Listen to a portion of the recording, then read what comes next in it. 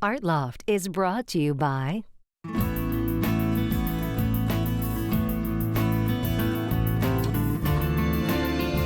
Where there is freedom, there is expression.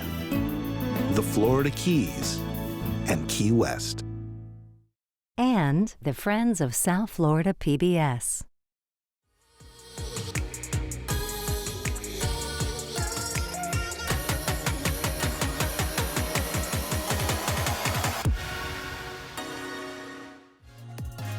Art Loft. It's the pulse of what's happening in our own backyard, as well as a taste of the arts across the United States. In this episode, from classic movie house to thriving regional theater, we look at how the Actors Playhouse has become an institution in the Gables. We head to a summit celebrating Black art in Miami. And the Kravis Center gets playful, inspiring the next generation of performers and patrons with a day of hands-on fun.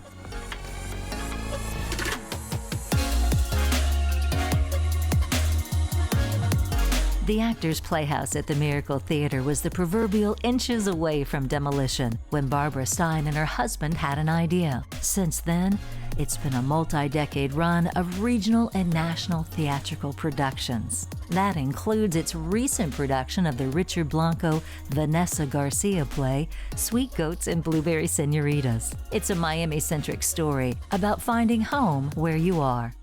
Pepperoni pizza. Sam, can you stop ringing the doorbell? You're gonna wake up my... Good. Can we just go back to the bakery scene at the beginning? This play might help its audiences sort of reach some kind of different understanding about Miami, about where they live, about where they'd like to live, what is home to them, about their own family and their past, because this play also has a very human story about forgiveness and generational differences. The heart of the main character belongs to Miami. It was born here, it was created here, and it was, baked here. Wait. I told you, te lo dije. What can I say? Cubans? No, they're sugar. I'm Richard Blanco, also known as Ricardo de Jesus Blanco. My name is Vanessa Garcia, and I'm the co-writer with Richard Blanco. And I'm co-writer with Vanessa, the wonderful Vanessa Garcia, on Sweet Goats and Blueberry Senoritas. I think we were an amazing team, on this, and it was really, really fun to do. It's a story that, of course, is very near and dear to her heart, as well as a Miamian, right? We first took individual characters each. We'd write a scene, and then she'd write the next scene. And then eventually we were writing over each other. And I'd bounce off of that, and then she'd bounce off what I had. So it became very much one piece. So it didn't feel like he was writing one thing and I was writing another. We were just writing one piece, which was really, really great. It was inspired by questions of home, belonging, and identity that have always been part of my work, of my poetry, and my memoirs. Having moved to Maine for 15 years and thinking about that landscape versus the Miami I grew up in, and really just thinking about how we negotiate home, what did that mean for us, but also, in a sense, the families that we make and the communities that we make in unexpected places. The play is about a Cuban-American woman who has moved to Maine. She has an estranged relationship with her mom, and she's in this place of deciding whether she's going to go back to Miami or not. Involved in all of that is a great, big sort of need for forgiveness. And so the play at the end of the day is really about family and found family and what all of that means.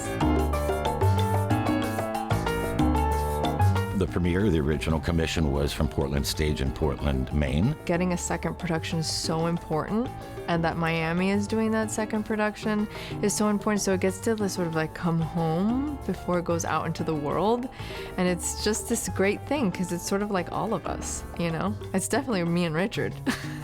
I think for such a big immigrant population that we have here, but also myself. Even if you're a child of immigrants, we still struggle with so many different questions and so many different joys as well of our cultures. But there's always a journey involved. What does that mean? And so to have this in Miami, it's really interesting, right? Because Miami is like reverse acclimation. It actually gets more and more diverse and more complex versus the whole idea of the melting pot where everybody settles into a status quo.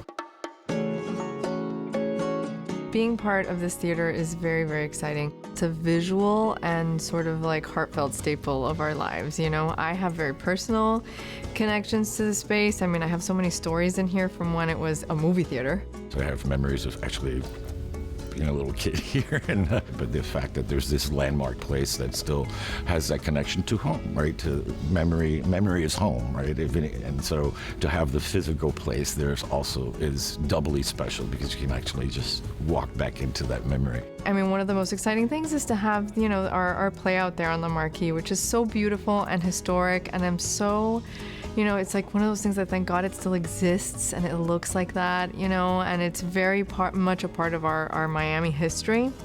So it is very exciting to have it here.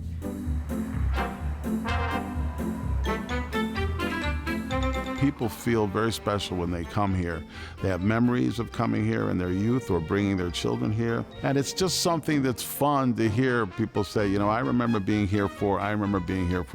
And now to hear them say, oh yeah, I've been here for 3, 4, 5, 6 year shows. Professional regional theater is a theater where everyone on our stage is either aspiring to be a professional and or already are, whether they're union members or non-union members, whether they're just out of college, whether they've been a veteran for years and years and years. So you're putting a whole bunch of pros together. It's also self-produced, and it kind of speaks to the community that you live in, the town and the area that you live in, the types of shows you do. I always like to say we're regional professional theater in your community instead of a community theater. We're celebrating the 75th anniversary of the Miracle Theater this year, and that's another story unto its own, because had we not created that partnership with the city of Coral Gables right after the hurricane, this building would have been sold to discount retail. We came upon the Miracle Theater in 1994, and in 1995 we created a 45-year lease, and it was Actors Playhouse obligation to build and restore the theater, which was an old movie palace in 4 stages, and we had to demolition and rebuild it into the beautiful 3-stage auditorium it is right now. When we came in here in 1995, this room that we're sitting in right now, this stage didn't exist. The movie screen was actually further back. Where we are right now was actually seats. There were yellow and red burlap curtains on the side walls. You didn't even see any of the plaster work. That plaster work we discovered by finding the blueprints from the 1948 build. We felt very strongly that as much as we could keep the historic elements of the original 1948 Miracle Theater movie palace, even though we're turning it into a performing arts center, the better we were. So the lobby and the sidewalls, the curves and the columns, and just the feel of the place, it was very exciting to restore. I remember when I was first working on this, I felt like we were breathing new life back into the building, like recreating but building anew also. We do training all year round for children from 5 years up to the golden years, and all kinds of training, film and acting and musical theater, all developmental and a lot of fun. And then we have a conservatory. And then seeing some of those kids go on to performing arts colleges, and then seeing those kids go on to Broadway and film and television. And if they go into other careers, they're just better at what they do from the experience in theater. It's a great feeling to be able to make that difference in the community and people's lives.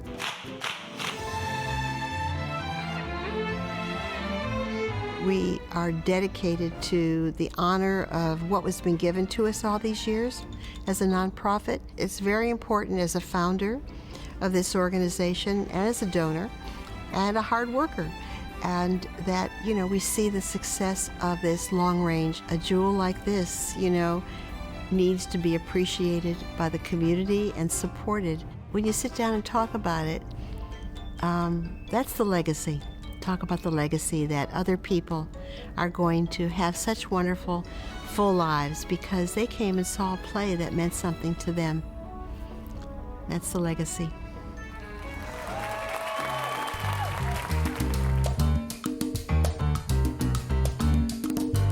We're really proud that we're doing Sweet Goats and Blueberry Senoritas. We have 2 very talented authors and this is their hometown. It's a beautiful story. It has so many of the elements of great theater because it is funny, and it is dramatic, and it is heartfelt. I don't want to call it a tearjerker, but there are those moments also. But it's really just about so much discovery, you know.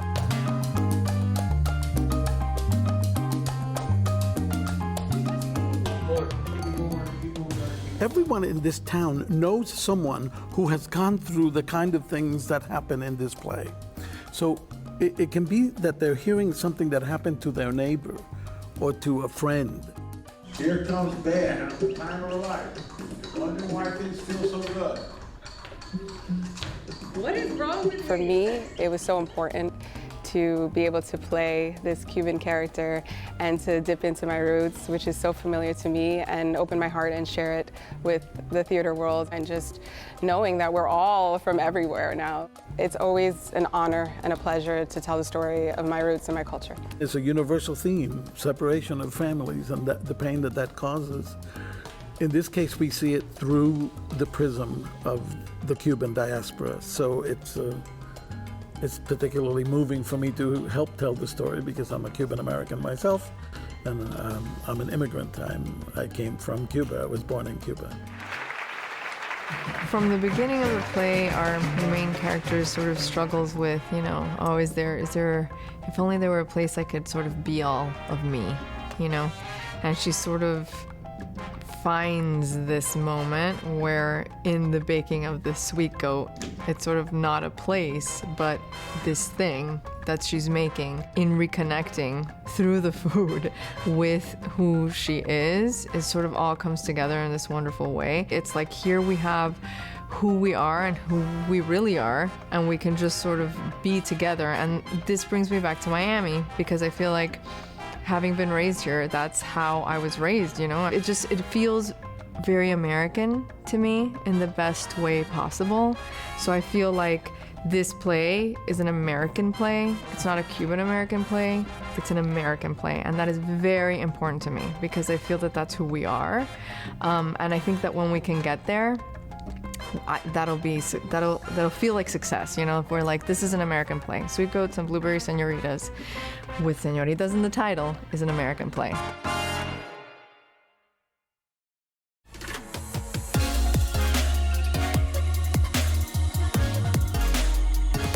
The Kravis Center has been a home for performance for over a quarter of a century. But in a first, the Kravis recently opened its doors for a community block party, bringing together performing arts groups from across the Palm Beaches to inspire a love of arts in the next generation. Here we go.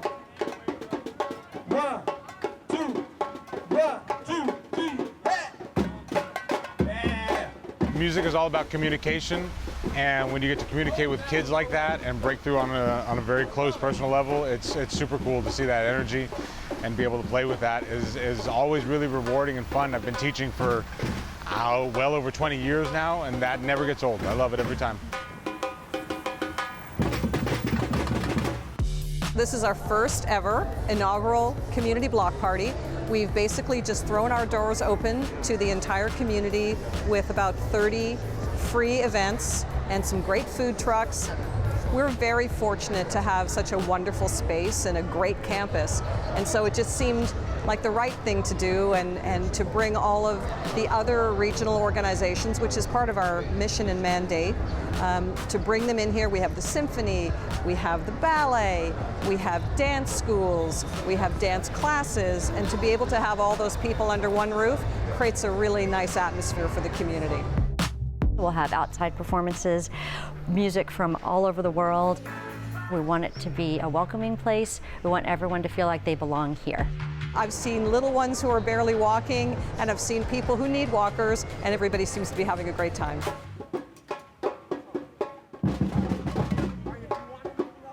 Miami Bloco is the samba percussion community.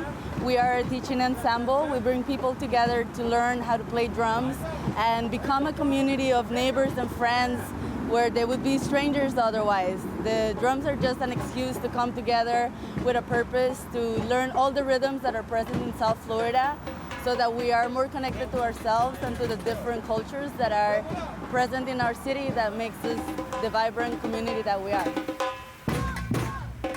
I think so often you kind of separate and divide based on, you know, audience, on ages, But music should be for everybody. We have our musical petting zoo. We've got percussion instruments, we've got some keyboards and string instruments. We've got a half-size cello for little kids to try out. We have 2 different sizes of violins for them to try. We have percussion instruments. We have percussion that's also like keyboards, so there's like a xylophone, there's bells, and tubular bells. What's really interesting is that when an instrument gets in a person's hands, they start to understand what it takes to actually play an instrument. And even adults are trying out the instruments. So the goal is really, you know, for them to have fun, really, and experiment. Experimenting is something that we don't always have the time to do. So this is their chance to experiment, young and old, you know. Palm Beach Opera offers its main stage productions here at the Kravitz Center. We saw kids who were excited about the singing part. We have also seen kids who are very excited about helping us out with costume design. It's one of the exciting things about opera is that there's something for everybody.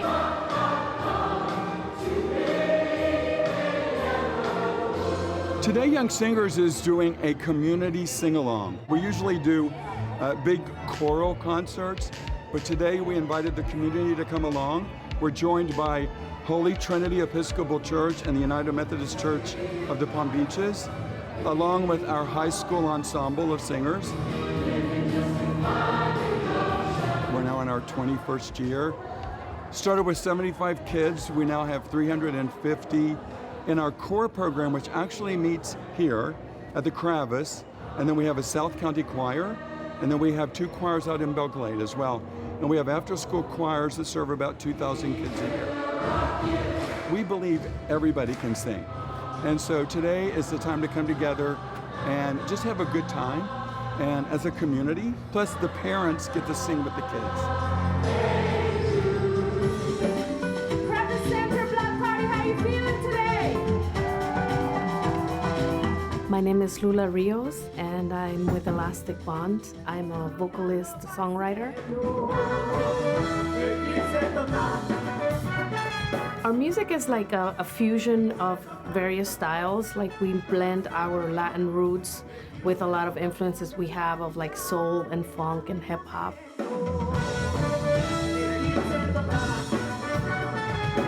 You know, we get people to dance a little bit and also like, you know, tell a message with our songs, so we love to share that with all kinds of people.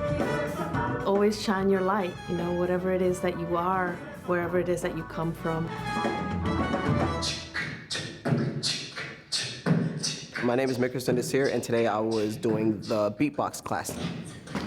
Mostly percussion and teaching children how to take certain syllables, phrases, and turn them into sounds. The part of the show is literally the kids and their involvement. I can't do what I do without them being who they are. Let's go. So even if it's a short little 5 seconds that they have of percussion that they learned from the class, that's perfect. That's all that I need, because I will take off of that and I'll feed off of it, and we will make a beautiful sound together. To see the joy on somebody's face when they're like, yes, I can do something, and you know that you taught it to them, it makes you feel great and whole as a person, because you're like, yeah, same spark that I have inside of me, you have inside of you now. So now let's share it with everybody else, and let's, you know, try to bring in the entire crowd. That was nice. It's encouraged that parents get on and actually, like, you know, try to participate, because it literally brought more children into the circle and said, hey, if that person's mom can do it, then that means my mom can do it too, and that means I can do it too, and that encourages them to participate even more. Yo, you guys are a lot more talented and a lot more credible than you guys think. Like, that was awesome.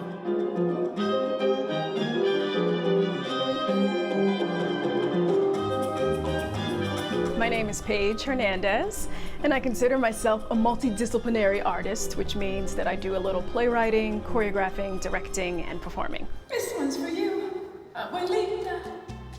As a part of the Block Party, I am doing one of my solo shows, which is called Havana Hop, which is a children's story that's based in confidence and culture, and how you find those things by finding out more about yourself and your family's roots. Havana Hop is extremely interactive, so it's a dance party from the beginning of the show.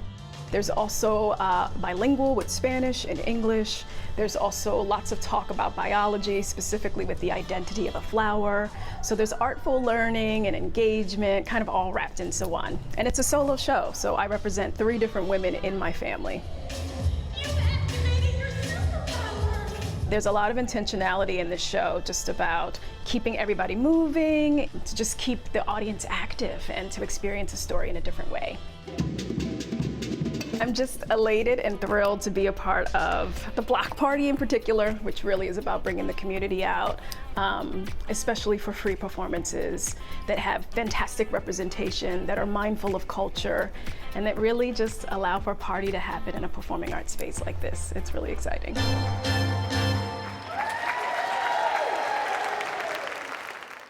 Learn more about the Kravis online at kravis.org.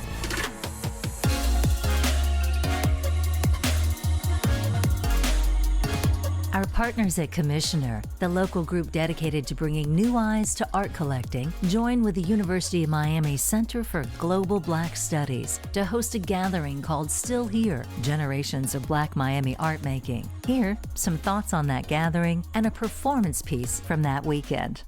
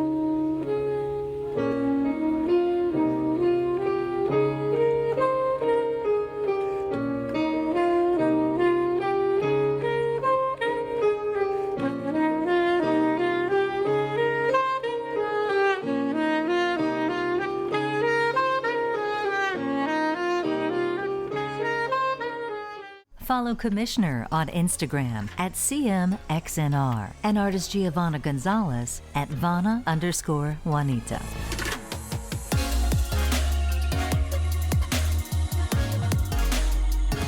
And finally, we meet a mover and shaker sharing what's happening on the South Florida art scene. My name is Dani Tapia. I'm the founder and curator for Art Scene 365.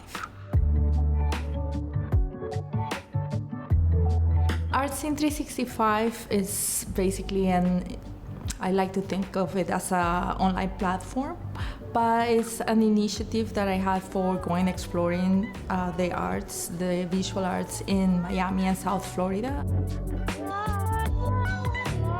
Basically, there are exhibitions, shows, talks, workshops happening year-round in Miami and in South Florida. But especially in Miami, we can have in any given week until 10 shows opening in 1 week. So in reality, I think Miami is really gearing up to be out there with other big capitals in the arts.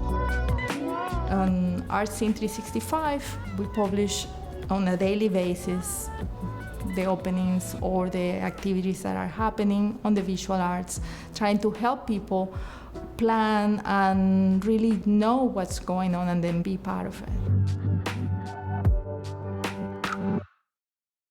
Art Loft is on Instagram at ArtLoftSFL. Tag us on your art adventures. Find full episodes, segments, and more at artloftsfl.org and on YouTube at South Florida PBS.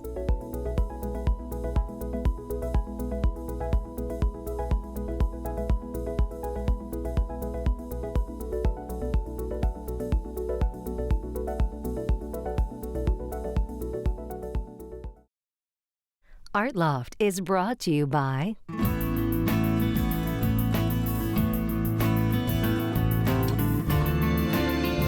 Where there is freedom, there is expression. The Florida Keys and Key West.